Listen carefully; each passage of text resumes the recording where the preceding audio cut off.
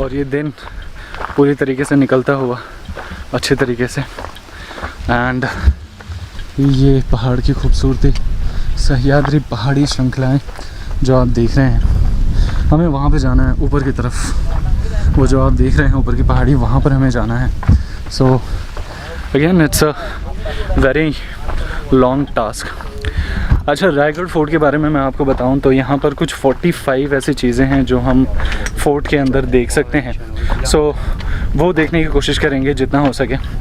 और मेन दरवाज़े के आसपास ही हमें सारी चीज़ें मिल जाएंगी। इंटरनेट पे काफ़ी कुछ चीज़ें पढ़ी हैं, सो आई एम श्योर दैट कि उससे मुझे काफ़ी ज़्यादा मदद मिलेगी इन टर्म्स ऑफ कौन सी चीज़ कहाँ है कहाँ नहीं है। बट स्टिल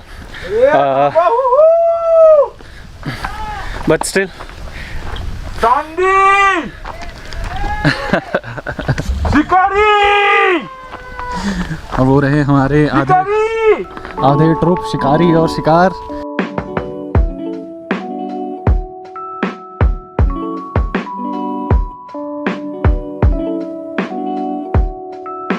इस तरीके की ट्रैकिंग जो है पहले भी की है, बट रायगढ़ फोर्ट जो है ये बहुत ही बड़ा फोर्ट है।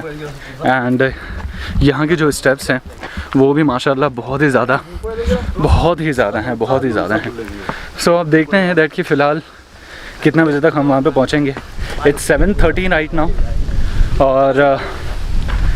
और अनुमान ये है कि 9 बजे तक तो पहुँच ही जाएंगे यार, कैसे भी करके। एक्चुअली ये बहुत ज़्यादा अच्छा रास्ता, वही मैं एक्चुअली कह रहा था कि अभी फ़िलहाल जो है ना ऐसा रास्ता है ना तो चलने के लिए बहुत अच्छा है। सीढ़ियाँ लग जाएगी ना तो फिर से हालत ख़राब हो जाएगी।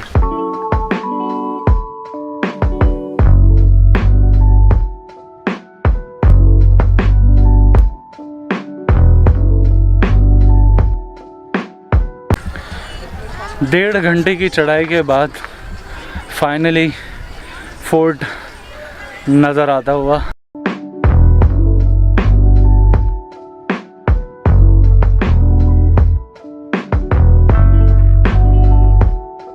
सो ये है फोर्ट एंड ठीक सामने मुख्य द्वार है या बट फिलहाल रेस्ट कर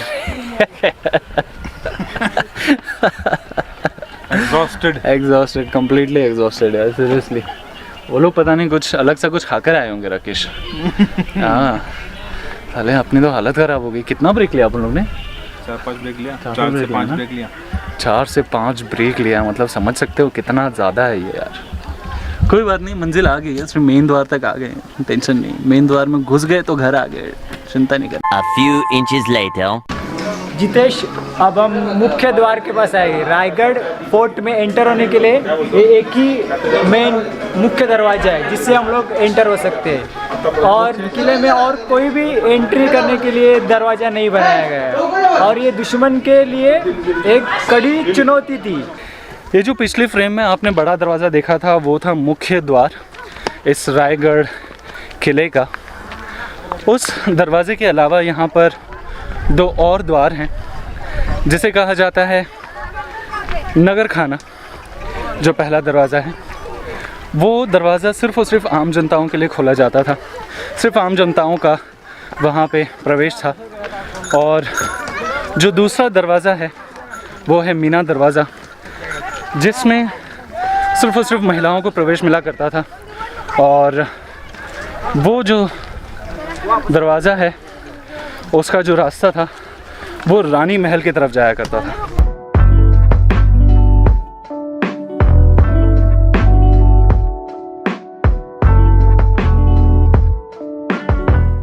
ये जो मंदिर आप मेरे पीछे देख रहे हैं ये शिरकाई देवी का मंदिर है। रायगढ़ाची जीवन गाथा इस पुस्तक में भी इस मंदिर का बहुत ही खूबसूरती के साथ वर्णन किया गया है। यहाँ के जो स्थानीय लोग हैं, स्पेशली पाचाड़ गांव के जो स्थानीय लोग हैं, वो इस देवी को अपनी कुल देवी मानते हैं और यहाँ पर ही आकर वे अपनी मन्नतें पूजा पाठ करते हैं। और उनका ऐसी मान्यता है कि यह देवी उनके जितनी भी प्रॉब्लम्स हैं, जितनी भी मुश्किलें हैं, वो सारी हर लेती हैं।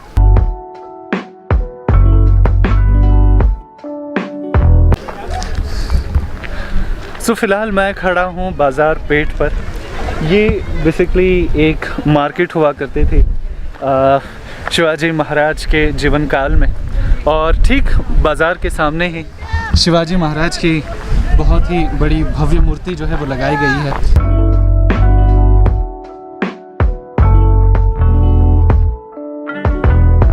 तो जैसा कि मैंने आपको बताया था, उस तरफ है बाज़ार और ठीक मेरे पीछे छत्रपति शिवाजी महाराज की ये प्रतिमा,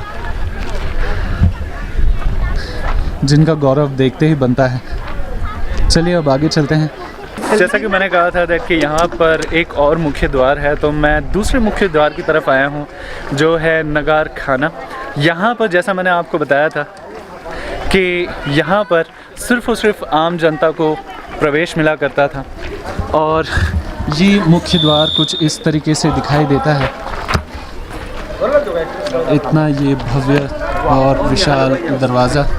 तो जैसा कि मैंने आप लोगों को कहा था कि इस दरवाजे से सिर्फ़ और सिर्फ आम जनता को प्रवेश मिलता था ताकि वो अंदर जा सकें और हो सकता है कि किसी राजकीय शासन से मिल सकें, उनसे अपनी बात कर सकें, अपनी प्रॉब्लम्स बता सकें। तो चलिए अब हम चलते हैं अंदर और देखते हैं कि अंदर क्या क्या है।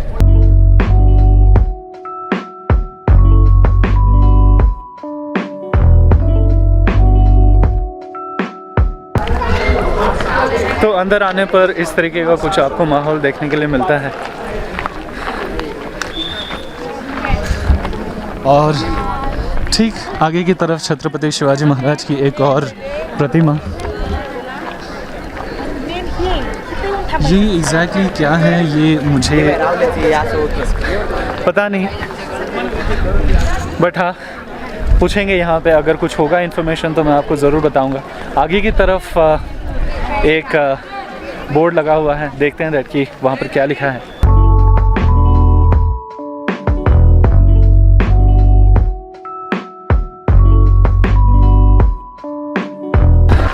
दोस्तों ये है राज सदर, जिसका मतलब है कि यहाँ पर छत्रपति शिवाजी महाराज की राज बैठक होती थी। ये बेसिकली उनका एक राज दरबार हुआ करता था, जहाँ पर राज्य के लिए जितने भी समस्या हुआ करती थी, जितने भी प्रॉब्लम्स हुआ करते थे, बड़े बड़े जो उनके राज्यसभा के जो भी रत्न थे, वो यहाँ सब बैठकर उन सभी प्रॉब्लम का सलूशन देते थे। So this is what it is. Raj Bhavan के ठीक पीछे कुछ इस तरीके की कुछ स्ट्रक्चर आपको देखने के लिए मिल जाते हैं। सो आगे चलते हैं, पता लगाते हैं कि ये सारी चीज़ें हैं क्या एग्जैक्ट।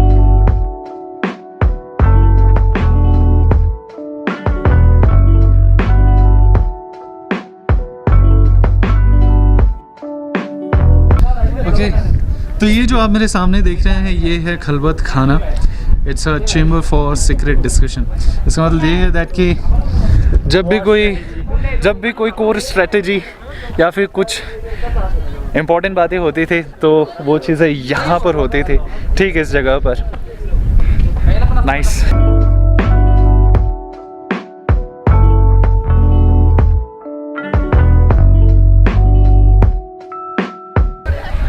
सो गाइस, फ़िलहाल मैं जिस जगह पर खड़ा हूँ वहाँ से नीचे का जो नज़ारा है वो बहुत ही बढ़िया है। नीचे एक बहुत ही बढ़िया झील है जो मेरे हिसाब से शायद ही, आई एम नॉट श्योर ये मैन मेड है या क्या है, बट ये है शायद गंगाधर झील। I am not sure that कि ये उसका नाम है नहीं है। I really don't know, I am not really sure about the name. मैं थोड़ी देर बाद आपको बताऊंगा।